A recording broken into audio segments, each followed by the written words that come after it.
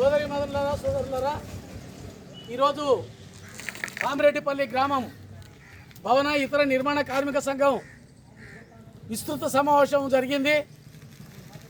ఈ సమావేశంలోన కార్మికులకు సంబంధించిన అనేక విషయాలు చర్చించుకోవడం జరిగింది.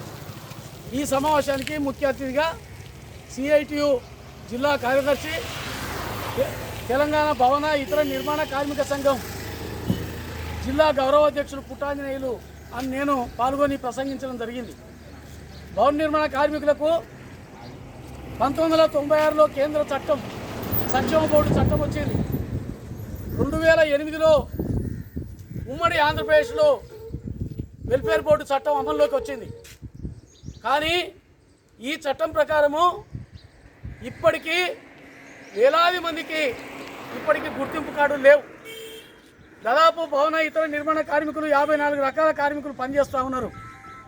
దీనికి సంబంధించి అందరికీ కార్డులు ఇప్పించాల్సిన బాధ్యత కార్మిక శాఖ అధికారులకు ఉంది. వీళ్ళు ఎలాంటి ప్రచారం చేయడం లేదు, మీటింగులు పెట్టడం లేదు, చైతన్యం చేయడం లేదు, గుర్తింపు కార్డులు ఇవ్వడం లేదు. కాబట్టి వెంటనే ఈ లేబర్ అధికారులు సమావేశాలు జరిపి గ్రామంలో సమావేశాలు జరిపి భవన ఇతర నిర్మాణ కార్మికులకు గుర్తింపు కార్డులు లేని వాళ్ళకి అందరికీ ఇప్పించాలని మేము డిమాండ్ చేస్తున్నాం. అదేవిధంగా కార్డు వచ్చిన వాళ్ళకు యాక్సిడెంటల్గా చనిపోతే 6,30,000 ఇస్తూ ఉన్నారు. ఇది సరిపోదు, 10,50,000 ఇవ్వాలని మేము డిమాండ్ చేస్తున్నాం.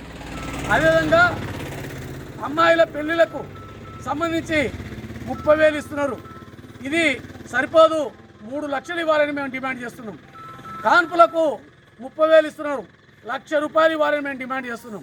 అదేవిధంగా సాధారణ మరణానికి 1,30,000 ఇస్తున్నారు, 5 లక్షలు ఇవ్వాలని మేము డిమాండ్ చేస్తున్నాం.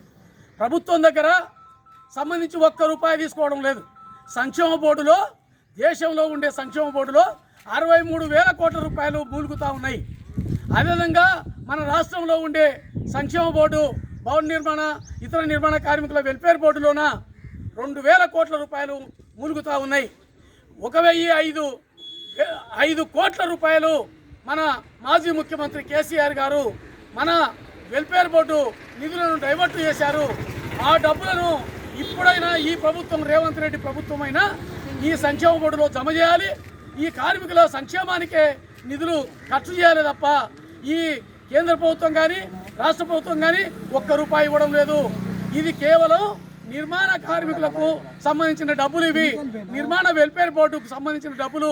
కాబట్టి ఈ సంక్షేమ బోర్డు డబ్బులను కార్మికులకే ఖర్చు పెట్టాలని చెప్పి మేము డిమాండ్ చేస్తున్నాం. గత ప్రభుత్వం సైకిల్ మోటార్లు ఇస్తాం, భవన ఇతర నిర్మాణ కార్మికులకు ప్రకటించారు. ఇప్పటికైనా రేవంత్ రెడ్డి గారు ఆలోచన చేయాలి. వాస్తవంగా అనేక ఊర్ల పోతా ఉన్నారు, పనుల కోసం చాలా ఇబ్బంది పడుతూ ఉన్నారు. కాబట్టి ఈ సైకిల్ మోటార్లు అందరికీ కూడా కార్మికులకు ఇవ్వాలని చెప్పి మేము కోరుతా ఉన్నాం.